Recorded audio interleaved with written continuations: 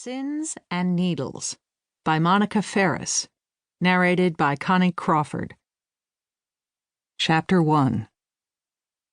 It was mid-June, and the sun was at its northernmost position in the sky. Its beams filled the big front window of Betsy Devonshire's needlework shop, Cruel World, drowning the careful effects of the lighting inside, especially near the front. Betsy was sitting behind the checkout desk, shielding her eyes from the glare with one hand, while going down a list of customers signed up for a knitting class. Most were beginners who had knitted all the simple scarves in exotic yarns they could possibly use, and wanted something more challenging.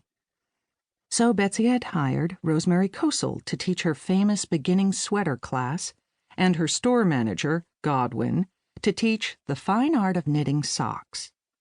Rosemary's class, already full, was to begin the last Thursday of next month, but Godwin's was starting in a few days, and he needed another student to make the class pay for itself. Instructors were worthy of their hire, but Betsy could not afford to pay for instructors out of shop profits. Godwin was charging $45 for 3 90-minute sessions. In that time, quick students would have one sock finished, and everyone else would know how to finish it. Betsy checked the mail to see if there was another registration. There was, but it was for Rosemary's class. She sighed and went over the list of both classes to see that she had the mailing address, phone number, and email address of each student. Well, Mrs. Shipman had no email address. She wouldn't even have a computer in her house. Betsy was about to put the stack into her desk drawer when the door chimed. She looked up to see who was coming in. With the strong sun behind her, the woman was barely more than a silhouette, but Betsy recognized her sturdy outline and the blonde tumble of curls around her shoulders. "Well, good morning, Jan. That 28-count Laguna fabric came in. Do you still want a piece?" The woman entered the shop, speaking in a Texas drawl.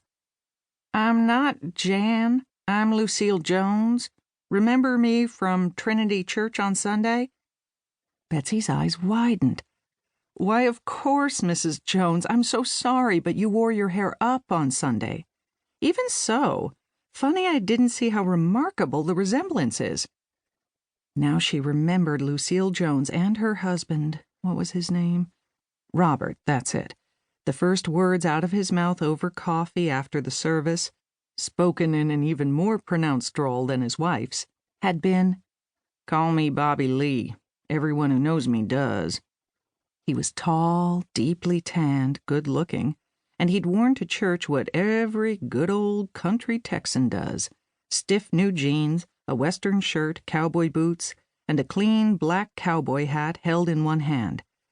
It was probably rude of Betsy to be so surprised to learn he was a surgical nurse at a prestigious hospital in Houston.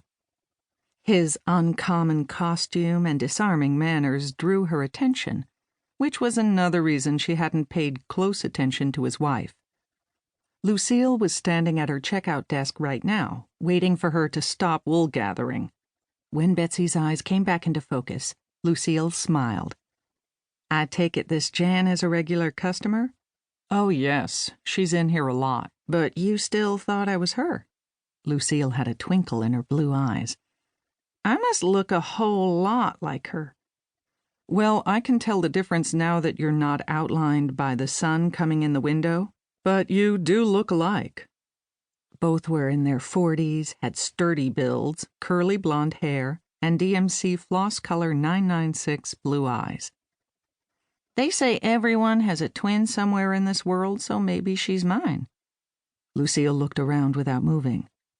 "This is pretty nice. You told me about your shop, and I came to see what you have in knitting yarn. I'm looking for something fancy, maybe that kind that looks like fur. I want to knit one of those twirly scarves for my goddaughter, who's going into high school this fall." As she led Lucille toward the yarns, Betsy said, "Well, I don't have as large a selection as 3 Kittens or Needlework Unlimited, but I do lean toward the exotic. What color are you after?" "Something mixed, 3 or 4 shades of a color. Sydney likes green or turquoise. Oh, this one is pretty." She took a fat skin.